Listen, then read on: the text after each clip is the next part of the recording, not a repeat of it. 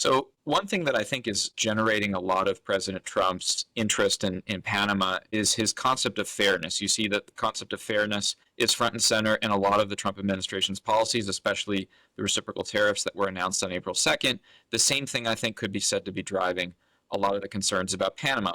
President Trump takes a step back and he looks at this and says, okay, I understand that we're treaty bound to defend the Panama Canal. I understand that we run this exercise every year to understand what it would take to do so. And yet the Panamanians still charge our ships to go through the Panama Canal. What's that all about? How is that fair? We demand reciprocity or compensation for some of those fees, canal transit fees that we pay for U.S. ships. So I think a lot of this is coming from this concept of fairness that the president has front and center of many of his policies. And I think if we were to actually take it over, a lot of it would be about reducing or basically minimizing a lot of those transit fees that we pay. Importantly, Andrew, one thing that came out of the recent visit from Secretary Hegseth to Panama is not only additional security cooperation between the U.S. and Panama, particularly around the Panama Canal, but a statement, the first bullet point in the memorandum of understanding that was signed by both sides, said that U.S. flagged vessels, particularly military vessels, would fly, what Hegseth said,